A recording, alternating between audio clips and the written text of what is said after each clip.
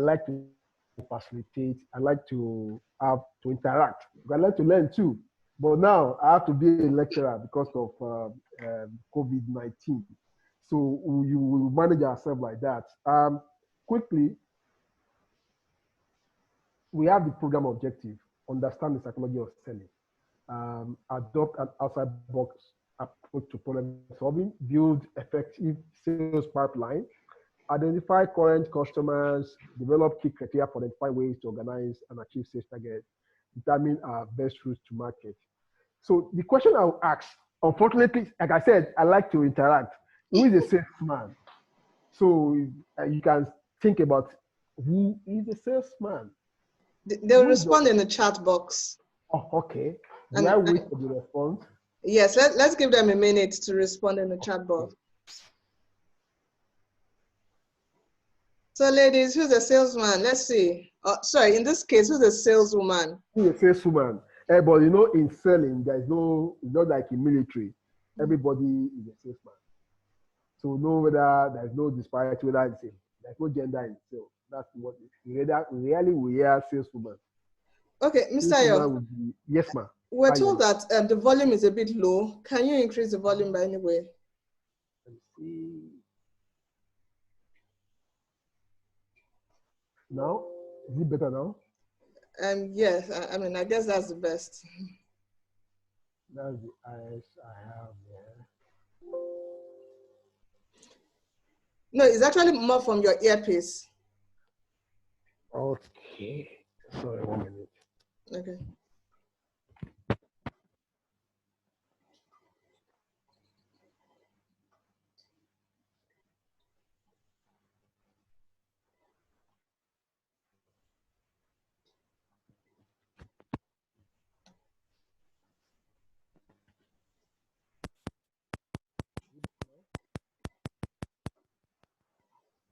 Can you hear me better?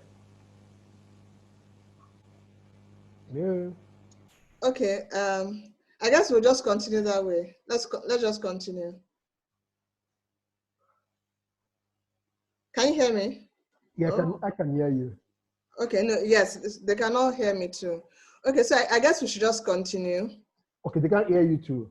No, they can hear me. So can you hear me? Yes, I can hear you. If you can hear me, then everybody should be able to hear me. Yes, they can all hear you. That's what I said. Okay, fine. So who is the salesman? Okay, so they responded in the chat box. Can you see it? Let me look at it. Okay, so let me read it out to you. We have quite a number. So we have Remilekun and Joy and Delia, Kimen. They're all saying that a salesman is someone who sells for a living, someone who knows the art of selling, someone who makes goods and services available to customers, someone who identifies people's needs and provides it to make a profit, someone that delivers service to consumers, someone that convinces people to buy his product, and quite a number of other responses. Oh, yeah. So, so there's an issue for now, currently, like she said, in our firm, we have a new unit called Sales Finishing School. So we are collaborating with the university to say, let's work with you, university in UK, and have what they call sales certification. And the debate is, do they train anybody to be a salesperson? So some believe that it's more of an innate thing than a science. So it's more of an art, what you do, that is the debate. However, today we just do a bit of a few things and have another session because we have to quickly put this together. It's a combination of art and science. So in our practice, for example, if you must be in our sales finishing school, you go through a psychometric test. With this psychometric testing, we want to know whether you have the innate attitude to sell. That is the art of it. That is that. Okay. Like they say, is everybody born leader or there are people made leaders? So we want to know whether you really have that innate ability to sell. For example, you will not put somebody that frowns. to go and be attending to customers. You know, some people are naturally their personality types. They don't even smile. So that is the bit that says sales is either science or art. So in your question, a lot I can see is more that is an art. It's more that is a personality thing. Um, so the next thing I ask is, what are the responsibilities of a salesperson? Based on your answer to the question, the responsibility is to sell. The responsibility, the major responsibility of a salesman is to sell, is to help the buyer to buy. So to sell is when you have a product that sells. Some people, they sell their product, sell themselves. So the product, anyhow, you see how to sell. Sometimes you need to convince a buyer to buy. That is when you help the buyer to buy. Then, like we said, characteristics of salespeople, it's empathy, it must have a drive. If you don't have persistency and then the habit of being consistent in what you do, you won't be a very good salesperson. That is what they call the ego. And there are the attitude aspect of selling, which is, there have to be integrity. You have to believe in what you do. If you don't believe in your product, you can't sell it. So those are the art of it. Then we will now talk about the science of it in the next bit of other slides that we have. So we've spoken about psychology of selling. Like I said, it's more of, for me, I would say there are a lot of psychology in selling. So if you are an innate salesperson, you will be able to approach anybody, you'll be able to sell anything. However, they can culture you on, there's something called structure approach, structure way of selling. We'll go into a bit of all those ones later. Toward the end of the slide, we'll get to that, where we talk of the time we have. It's a difficult time. We are approaching recession if we are not in recession already. So now this is where the science of it comes in, where we now need to think. We need to now think about what we do. We now need to innovate around our product. We now need to innovate around what we do. That is where the adoption of thinking out of the box coming. Some will tell you that sales is a war. If you have been following the issue between Dangote Cement and Lafarge and the other players in the cement industry, you will see that it's not just if you're able to get to a level where you are competing. It's a war. It's not you and Sheyi and Ayo, they are friends. They are selling the same product. We are not yet there. When you get there, look at the war between Coca-Cola and Pepsi, for example. That is where the people in those business have to think out of the box. How do we outsmart the other party? I'm sure you are exposed to what they call the product life cycle. So in your product life cycle, depending on where your product is, will determine how you play. All this, I can't make you to become a finished salesperson in one day, but I'll give you a lot which you can put down. We can actually discuss a lot of this at the question and answer series. Something came to my mind just now, which is the rivals in the industry at which you play. If monopolistic market will say maybe you are few in that industry, whether there is recession, whether there is depression, you will be able to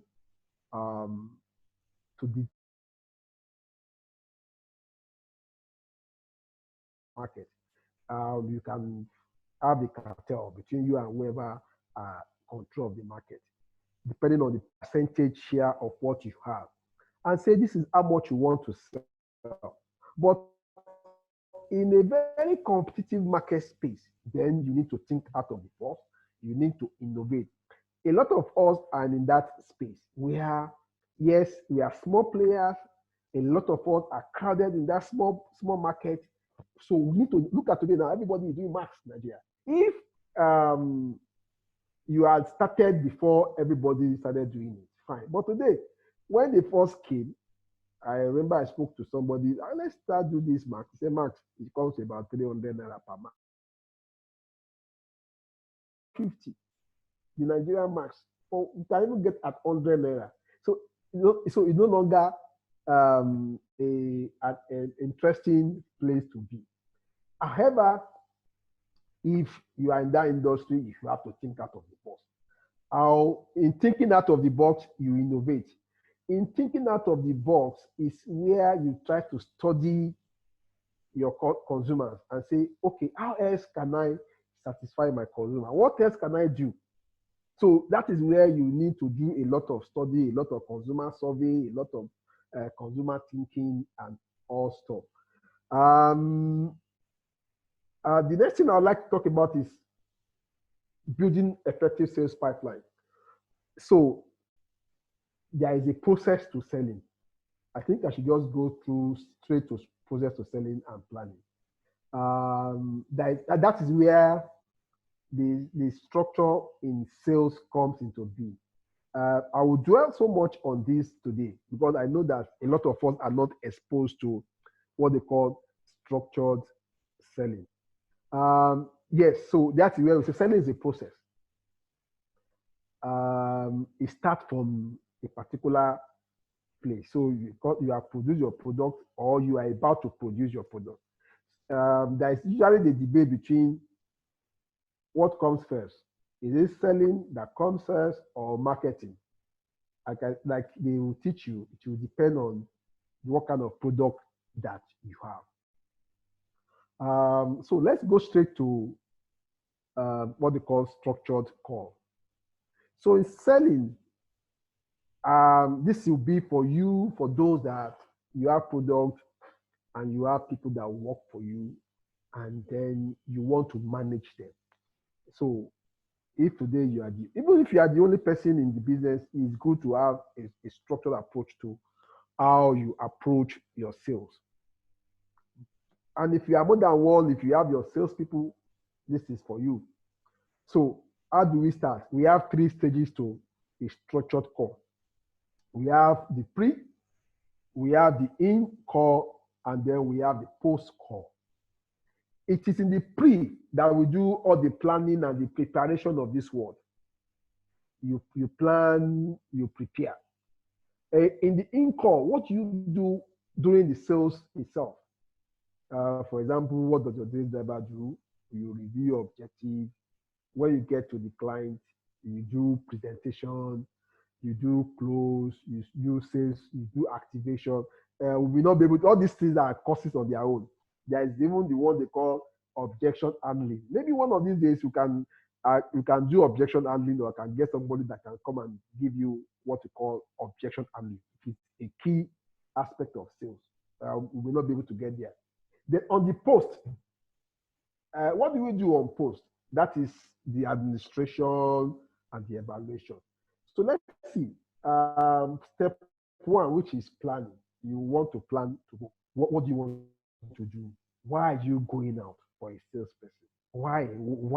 Why must you? Why can't I just sit down in front of my office and put, for example, maybe you sell, let's do a typical thing that we talked about today, Max, no smacks.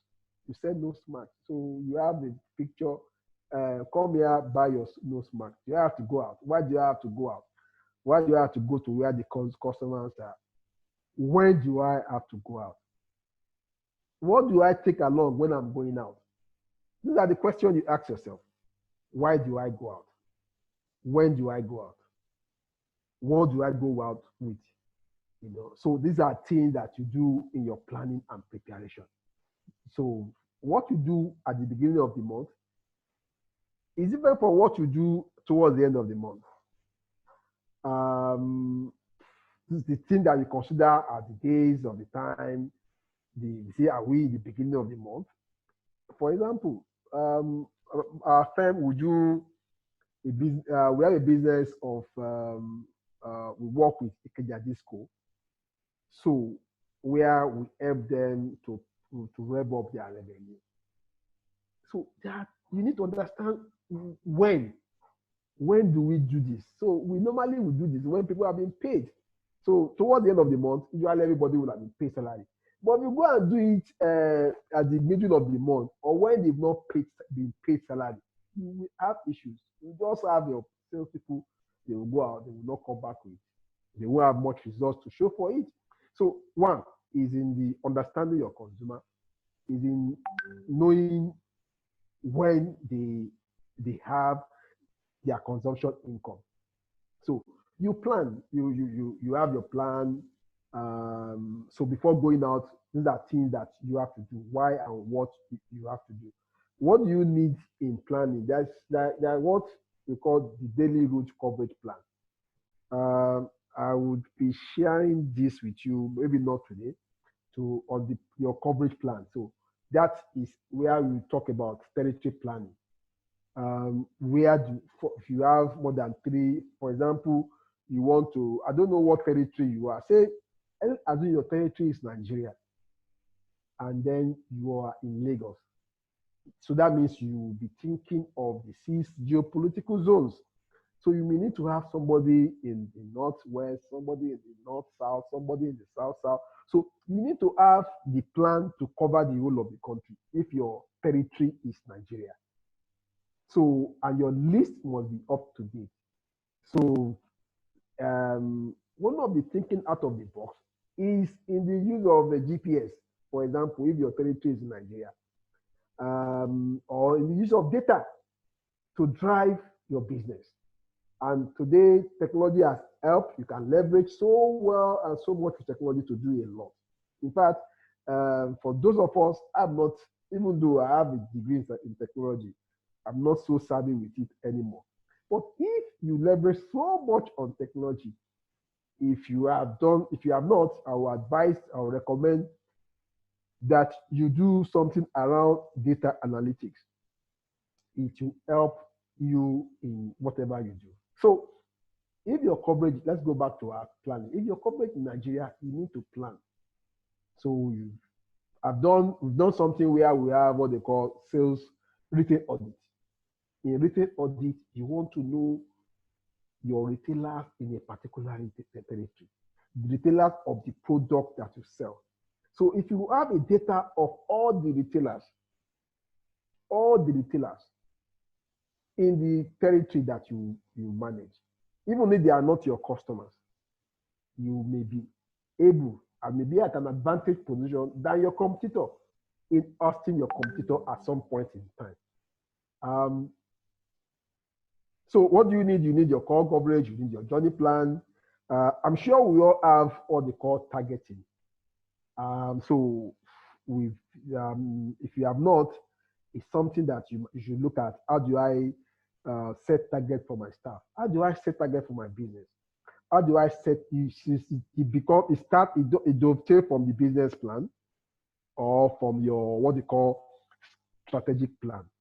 So your business plan, your strategic plan will tell you, we have given you an indication of the total revenue of the business that you can actually achieve.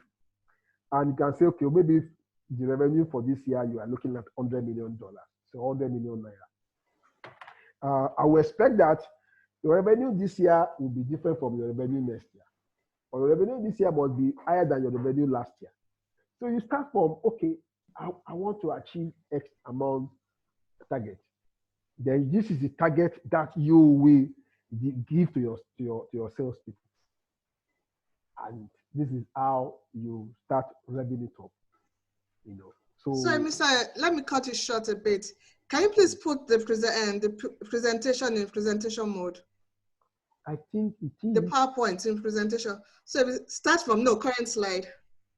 Okay. Oh, sorry about that. I thought it was.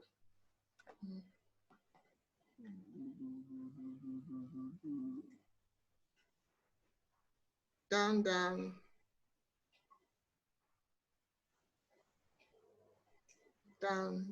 Okay. This is where we are. This is where we are. We stop here. Yes. Okay. So this I think I was going to move to the next slide. yes, I was going to move to planning at a core. You need your core coverage, your journey plan. We're talking about targets. In your planning, you for depending on the stage you are in your business, you do promotion. Um, then you do what they call the sales presenter. Sales presenter may be a small document that your salespeople go about. It could be something that you do, that you have, that you give to consumers on the street. Um, Planning at the start of every day. Start of every day. That this is what we teach a salesman in which is or anybody that want to be in sales. So you start of every day. You look at the previous night. What did I stop with? You review your journey today. You look at your customer record. You assemble it. Okay, which one do I need to visit? Which one am I visiting?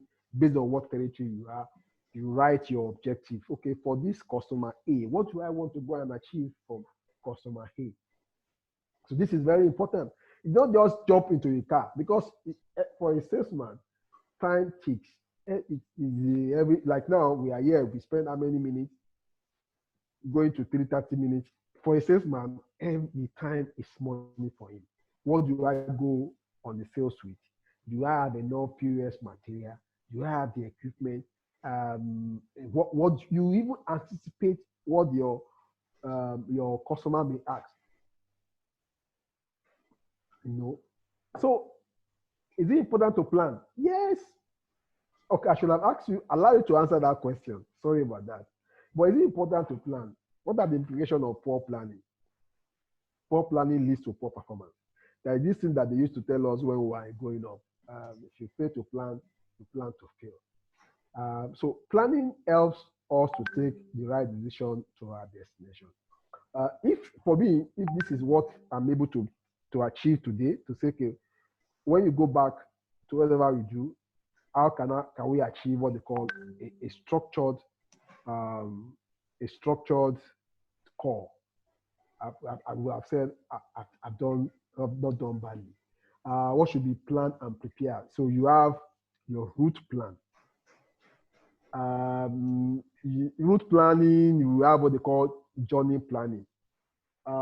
It depends, like I said, it depends on your for SMEs, you mean for it depending on your location. If for example, I know we are across Africa. So for those in Nigeria, if you are in Lagos, for example, if your coverage you are operating from Bagada, for example, there's a place called Bagada.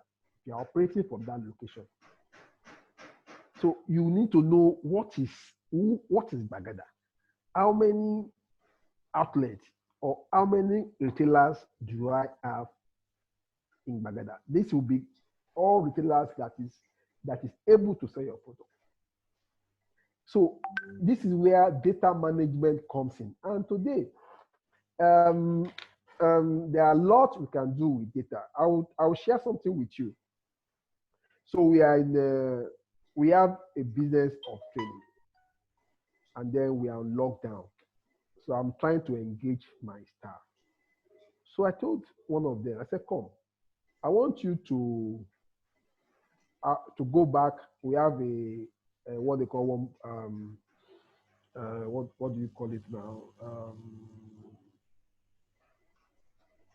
This box, a database. Go to our database, pick all our client lists for the past 6 to 7 years. So over time, we continue to improve on the structure of client record. So I want us to have them on Google, move them to Google address, such that during this COVID, we can continue to engage them. So the way I ask them to do it, to structure it in a way that if any of us go into Google, we can say client is Sheyi Manua. Sheyi Manua, what did she do for us? Which year was she with us? What was the object? You can see it. That way, you can send a mail, you can send a text. So with Google Map, it's so easy today. With Google Map, the Google address on any phone number on any phone that has the same that number, you can have a WhatsApp engagement with that particular client. So there was the time that we were doing email. We moved from email, we were doing bulk SMS. Now it's more of WhatsApp SMS that we are doing. So with that way, we can actually list. I know that I'm sure you have seen what they call broker listing. You can list your client based on the type of engagement we have. We have in our database over, I would say, over 5,000 records. So how do I send? I can't send a bulk message to all these 5,000 people. But if I know that this one, for example, is a Muslim, the Muslim, they are doing Ramadan. So today is Friday. I have a list of our clients that are Muslim. Send them a Ramadan greetings today. Do you know that if a Christian is getting Ramadan greeting, you will be looking at what's wrong with this person. And if a Muslim is getting Easter greeting, like, does this person know what he's doing? But if you have it properly segmented, you'll be able to achieve a lot. That is one idea I've given you guys today. So you can plan. So in planning, you have your customer record. With that, you can easily target. With that, you can, if you have good data, you know what volume a particular customer can do. If you know what volume a customer can do, say for example, you sell Coca-Cola, you sell Coke, soft drink, and a particular customer can do 10 crates, and you are doing 1 crate. No, that means you are doing about 10% of that customer capacity. So when you know your customer capability, vis-a-vis the stage you are with the customer, you are able to ask yourself some questions and say, come, how do I move from 10% of what I'm doing with this customer to even 30 to 40%? There's a program we call key account management. Maybe one of these days you can do that as well. How do I move from 10% to 40%? There is what they call the Pareto efficiency in sales. That is the key account management, that the 20% of your customer usually will give you 80% of your revenue. So this 80%, how do you take some of them into becoming another 20%? Those are the skills. Those are where you learn some process. I have a colleague of mine. He's not a natural salesperson, but he's a technical salesperson. He is very good with understanding all those tactics. But when it comes to say, yeah, go and sell, he may not be able to sell. But I have someone that just give him any product, he will sell it. But you need to back him up with data. That is where the mix of data, the mix of psychology and science then comes in. So there are other things that are got to do with paperwork. You have vehicle, review sources and objectives every day or every week. After the call, do you sit down to call your staff to say, hey, how was your call? What happened? If you don't do that review, over time, it becomes as if, let me just go out and come back. So we come to what they call setting smart objectives. I'm sure we are all used to objective setting. And where we talk about smart objective is what they call specific objective. Must be measurable, must be ambitious, must be realistic and time bound. I'm sure we've had this severally. I believe in stretching objectives. There must be stretch objective to deliver growth. What are the objectives of setting smart objectives? And that objective must benefit both your company and your customer. So if you manage a customer, for example, you want to sell to a customer, you should not think about yourself alone. So because if you think about yourself alone and you are selling to this customer, you can sell today. but that sales may not be sustainable because by the time the guy discovered that, this guy just come, he only think about his company, doesn't think about myself. So the time the next producer comes, it will move. So in looking at your own objective, always consider the client to say, is it good for, is it a win-win solution? You know, so you need to translate the objective into your customer language. You need to, yeah, the objective must be smart, it must be specific. And you want to sell 10 or 20. At what time? You must be ambitious. You can't have the capacity to sell 10 to a customer and you are just doing that 10. If you don't give yourself a stretch objective, you just be there. See, I'll tell you something that happened which we cannot take lessons from. So in the cement, we work with the cement industry. There was a time that it was Lafarge or WAPO. They were controlling about 70% of the market, cement market in Nigeria. That was huge, up to 2004, 5. They were there. They have their factory at Awekoro in Nigeria, and they have one in the north. Until some new players came, but they were just okay. They were selling okay. You know, they didn't have any. There was no, maybe because the owners are not here, so they were just okay until the Bois, the Dangote came into the scene. Today, Lafarge is struggling. You can imagine a person that used to own the market.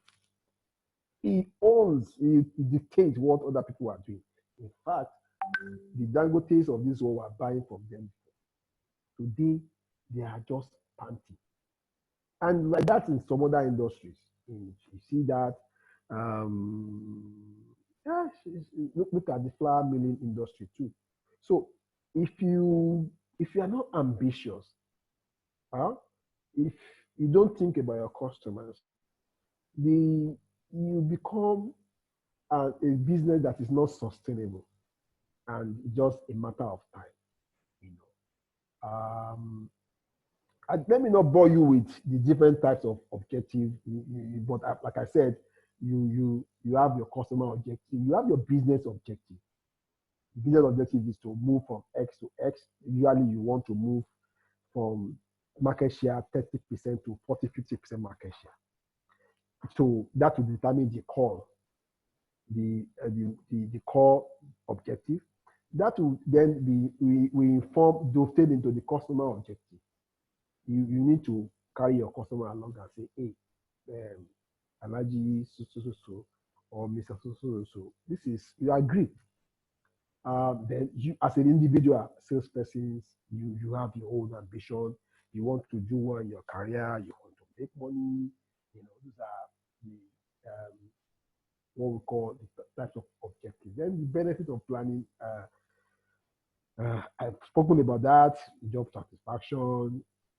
The company itself will do very well. Individual and the company will do very well. Their customers too, they'll do greatly. So planning and preparation, that is about planning and preparation. Then we go back to psychology of selling. This is this effective of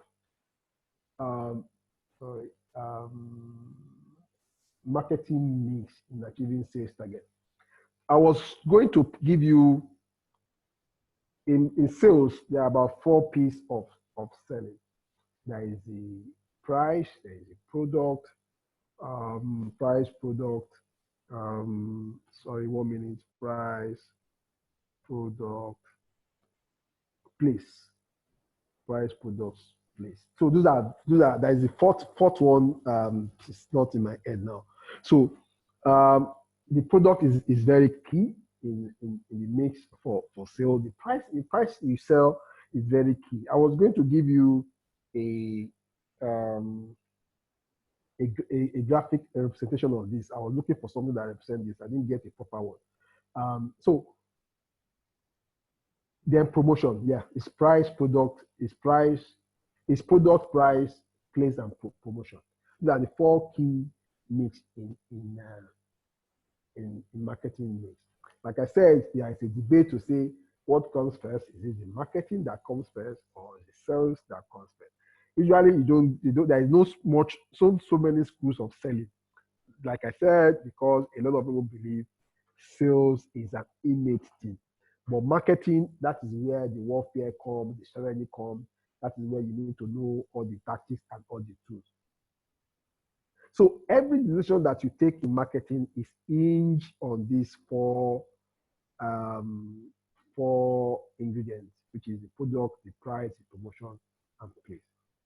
So in whatever you do, the proper consideration of this list helps you, to develop a good strength and then to limit your weakness. If one of the things you want to do to achieve is competitiveness, and to become adaptable, And the real essence of being in business is what? What is the essence of being in business? Can anybody tell me? Huh? Before we go into recession. To make money. Is to make money. Yes, that is the essence of being business. But I would say the whole essence is profitability, because you can be making money and not be profitable. Are you aware? Definitely. You can be making money. Yeah, it can be. You can even have good cash flow, and you are not profitable. So those are other. I'm sure there are other people that will take you on how to become profitable.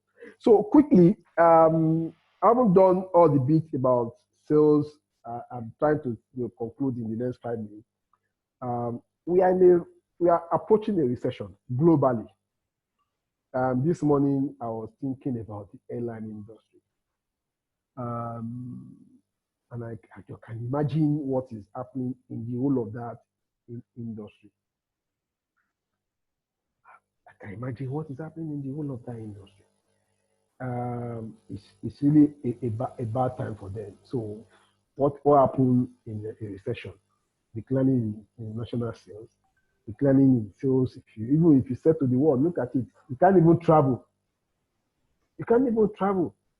Today, the only thing that is selling, even look at it, all the nose marks and all this stuff, because today there is a weak consumption income. So, during that kind of recession, what do we have? People want to just want to eat. And if you are not even careful, some people will not be able to afford to buy the food, because nobody is paying, and so everybody is kicking the cash now. You understand what I mean? So how do we, the question is, this is where you have to think out of the box. It can be a strategy thing for you to say, do I want to stay? This is the danger of having or staying in one industry or having one product. The smart business people, for example, I'm sorry if your business is training. I'm sorry, except that you have somebody that wants to support you. How many people want to go and do training now as an individual? How many people? Everybody is doing virtual, and it's free. The data itself is an issue. But this is a lesson for all of us. We should not be, if you are a CEO of a firm, you should not have one product. You should have it that in a way that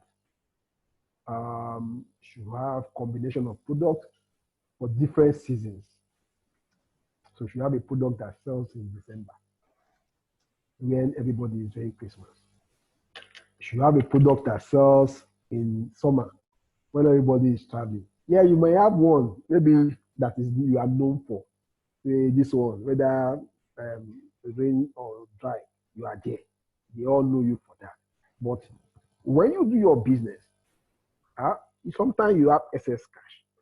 Sometimes you have to make sure you do it and invest in both either related or unrelated business. Otherwise, what happened now will happen to so many people. Some people, as we speak, maybe they have a line for food, and everybody's complaining. They are able to quickly, wrap up. Maybe the food line itself was not doing well before, so you can now focus on it and bring it up.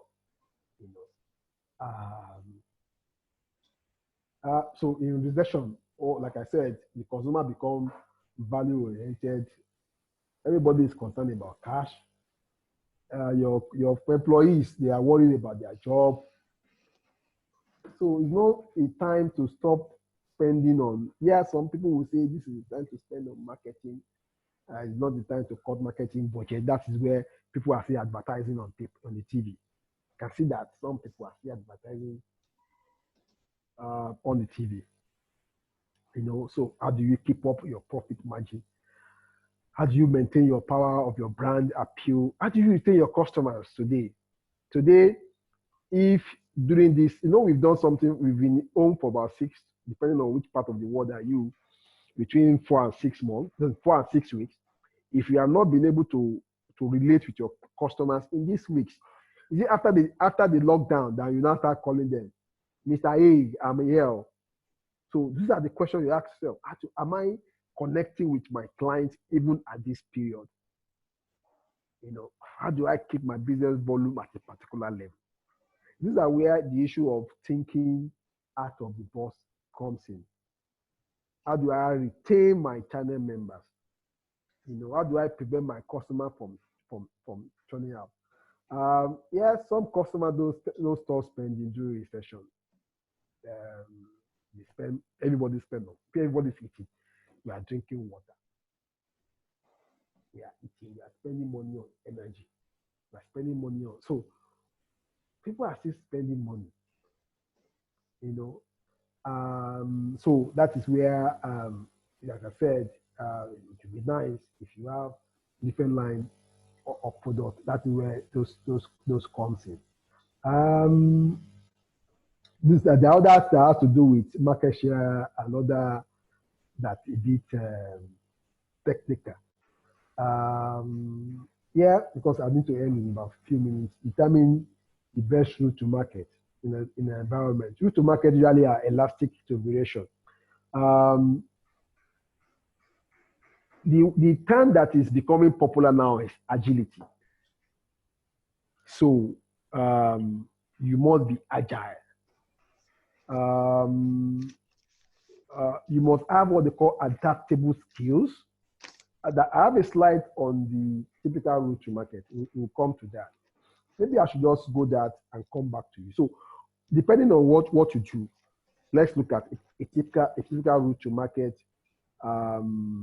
for a manufacturer, for example.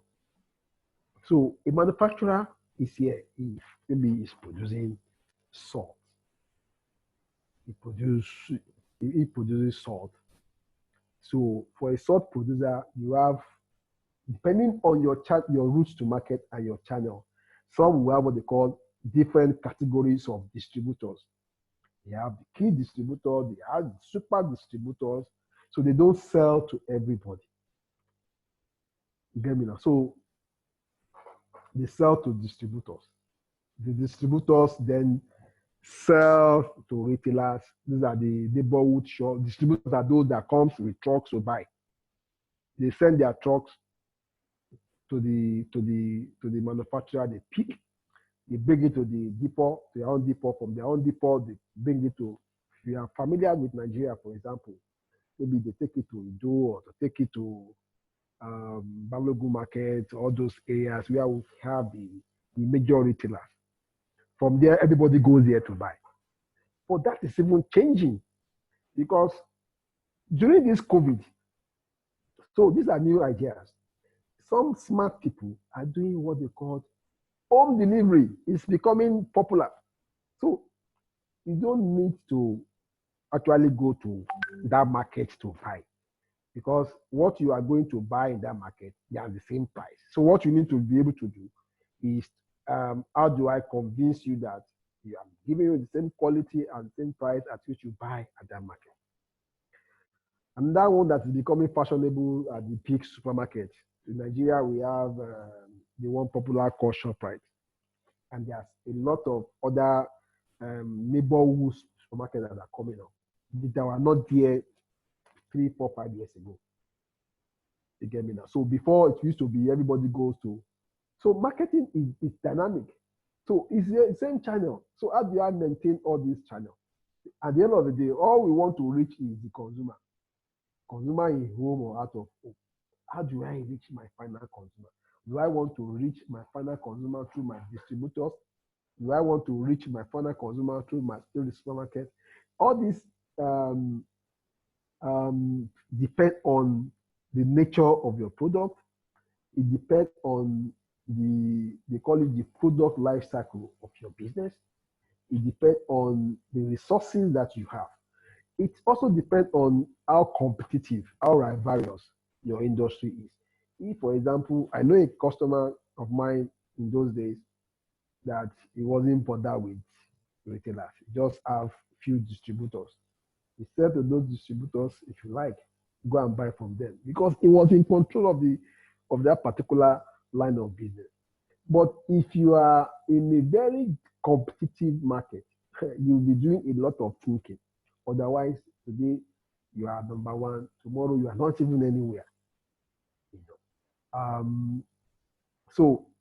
There are bits that we have on emotional intelligence. Everybody is talking about emotional. There are lots you can do with emotional intelligence in managing your channel.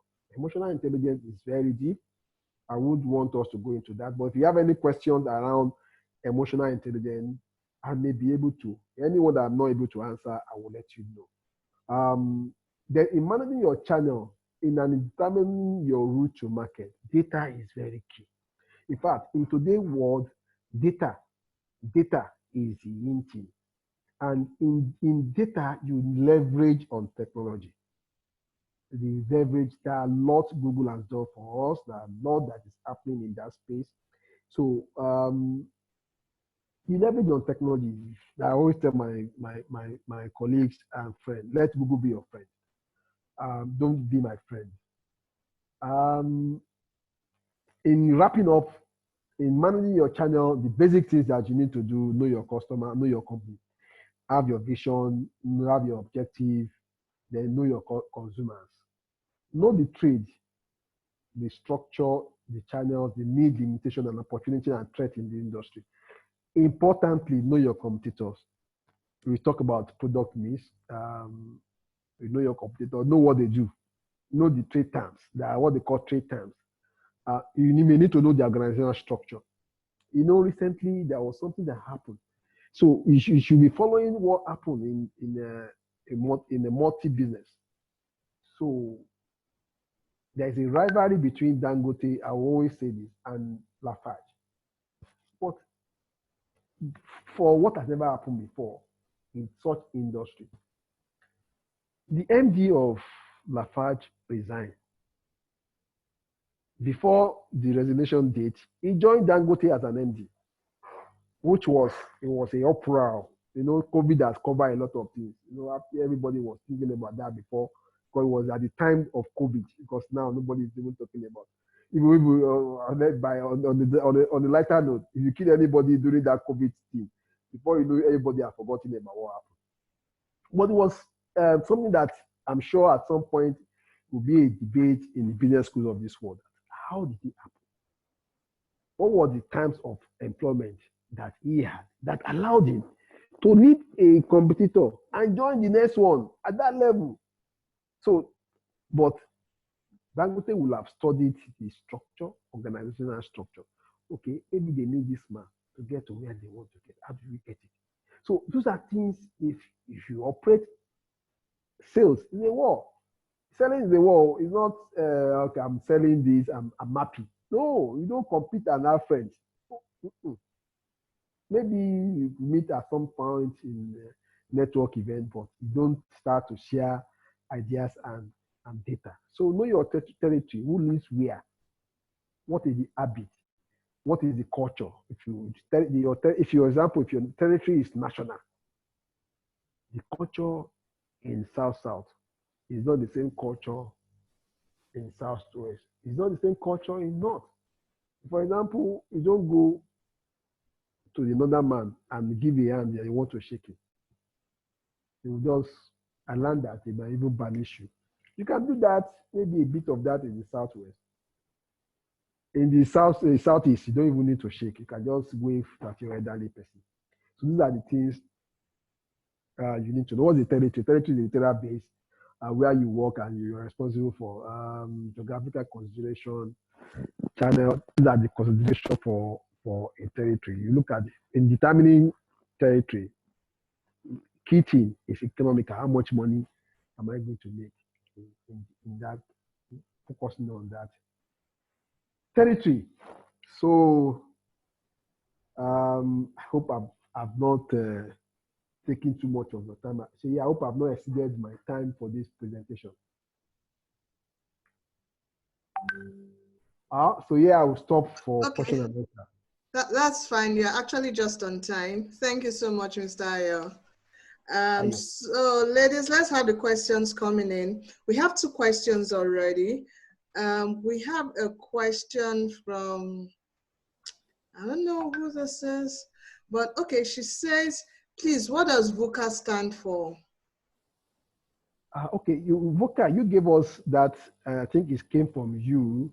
Okay.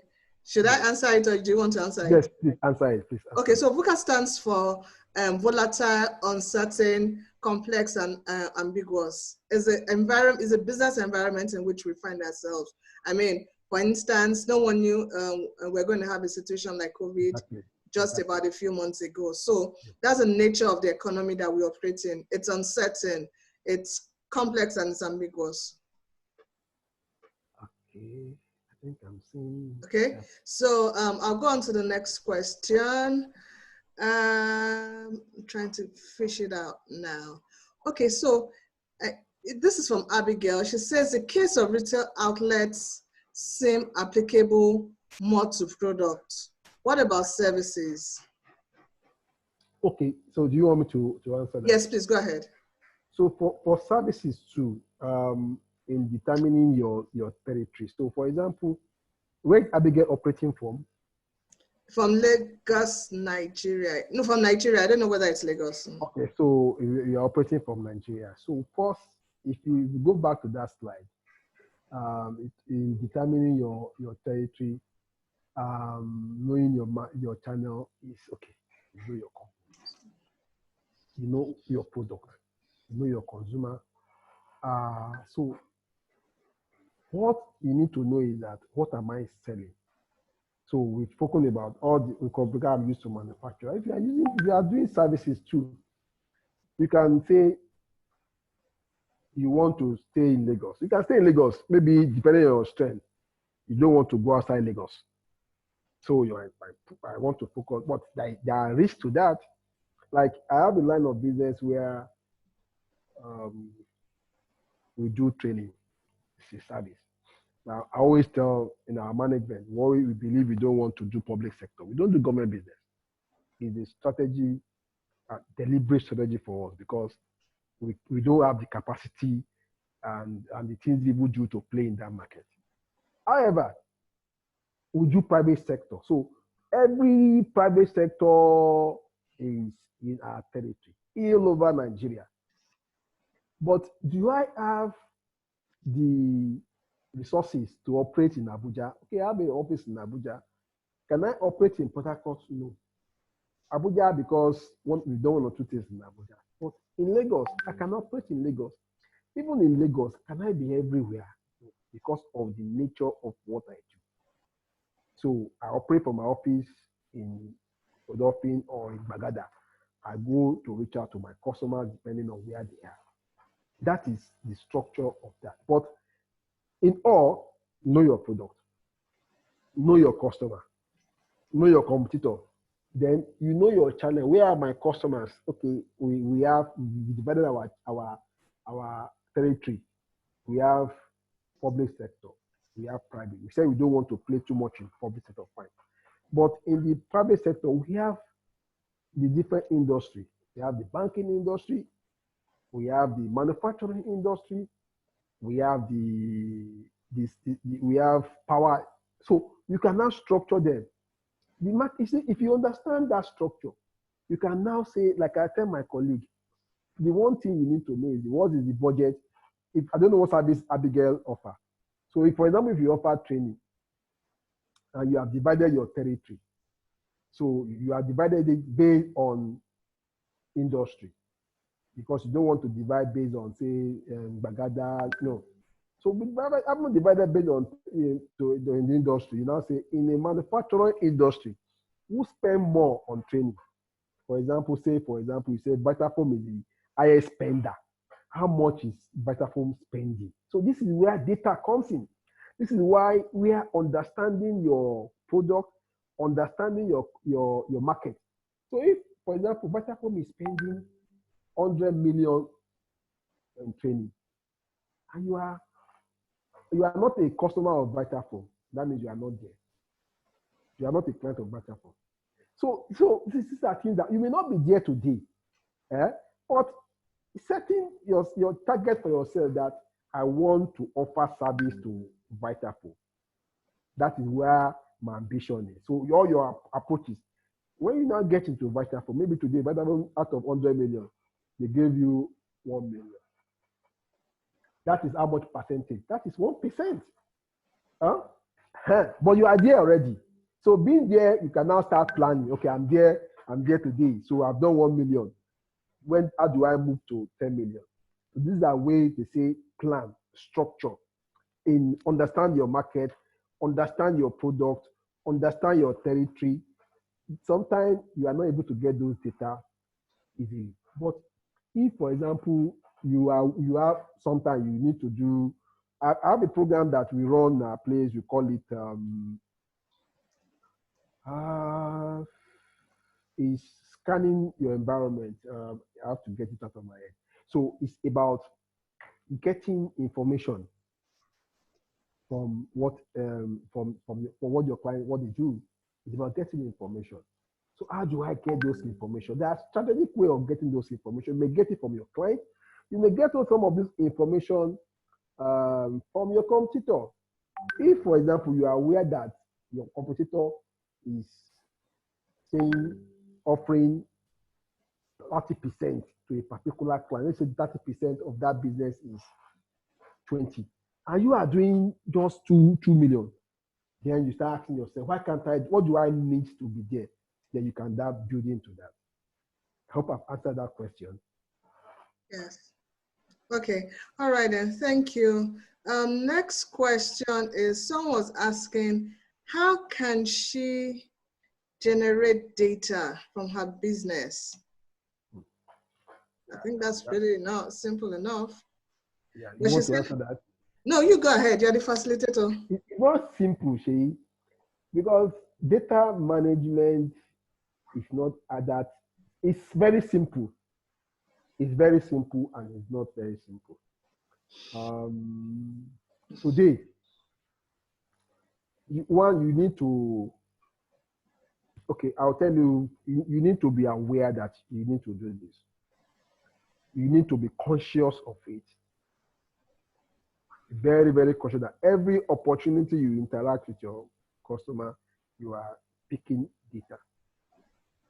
So I'll tell you, as a businessman or a structured business manager, you must always go with your journey notebook. So every interaction, you write it down. It's data. You do what they call a call memo. You do what they call a call note. And the best way to interact, before it used to be Access, Microsoft Access, the best thing to use is Excel. You can, today, I don't know what level your business is, but put all your data in Excel for now. Just be putting it. Every engagement, every interaction, every call memo, phone numbers, addresses, the things that they are buying, what they are not buying. There are some off the shelf. You can get some download on the line. There are some that's not too expensive. Maybe let me note it. I can refer somebody to help you talk to your group on how to generate data for your business. So there's a lot, but you need to be conscious to say, I need to get that data. It's very simple when you are conscious about it. So if you have this data scattered, like I said, I told you that I call one of my colleagues, we share with her the data of our business before she joined. Go and put this on Google. If we didn't have it then, we can, if we have it on doc paper, we can't even go to our office. Thankfully, we have it on Excel. We can easily share it. The danger is, okay, somebody else can have access to it. But today, what? Yeah, data is everywhere. Have you asked yourself, you know, I was doing a program some years back. That was in, it's a long time ago, 1997, 98. And that was the period Google came about. And we were told that the wealth of nations will be determined by how much data that is available online. So here we are, we do things, we don't put it online, we hide it. When Iboma will do something now, this is our presentation, it will publish it online. In fact, I was looking for, I attended a webinar on data management. I'm happy to share with you. I'll just take ask that I want to share with you. Okay. On using data to manage your business. I attended that recently a webinar. But Iboma will give you, doesn't care that whether you want to use it or not. But we keep data, we hide it, and don't let them see it. Don't let them see what God has given you that you have already given out. He's giving it to some other people as well as he's giving you. So you have to be conscious that you want to manage data. You have to be conscious that you want to get. That's why it is easy. But it becomes difficult when you are not conscious about it and just suddenly woke up and say, hey, I want to manage. So in managing data, first be conscious about it. Two, be an Excel user. So go give yourself a good course on Excel. Today, you can do this thing on YouTube. A lot of them are on YouTube. Excel.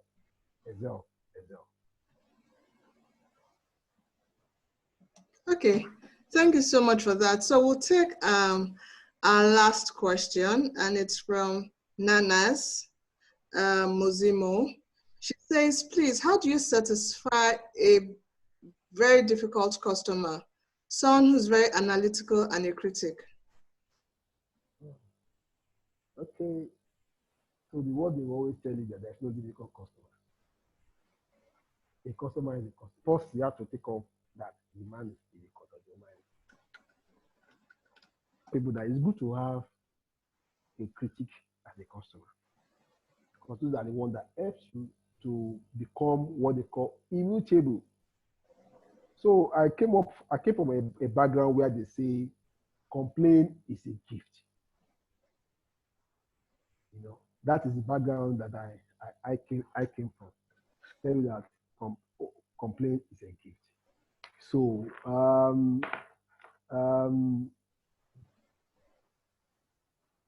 so we don't say a customer is complaining. We say a customer is giving us a gift. No. So now, how do I manage a difficult customer? Very simple. So I'll give you an instance. So I used to be a banker. I'm sure if I tell you this, you'll be surprised. I thank God it's not that I'm better off. I did very well. They used to call me a fine banker. So I used to achieve my target by the grace of God and by hard work and dividend and providence from God. So I used to have this customer that people who don't know some of the rough things that we've gone through. Who was a customer in Ido Market. Her name is Kogne Koka. Yeah, I remember the woman. So that time I was working for a particular bank and we needed to have the account of distributors of the manufacturing business. And then so they've given us territory. So you can see the territory management, open this account, was open. So it's very key to have those targets, to understand what you need to do. This customer was a big customer of another bank. So we'll go to her. She said she can't do bank, but you can't bank with our bank because our bank It's an Igbo man bank. Okay. So, but persistency is good. So note it. How do you manage a customer? One, you need to be persistent. One, you need to know what you want. If you know that this customer is a customer that you need, yes, be persistent.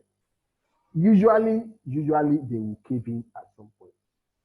But it depends on how strong you are to pass. So one day this customer, we just came, we were at our office. She said, what are you guys doing here? She started calling us thief in the market. Say we are thief. That what are we doing? We don't want to do bank with you guys. You are thief. Your bank is a thief.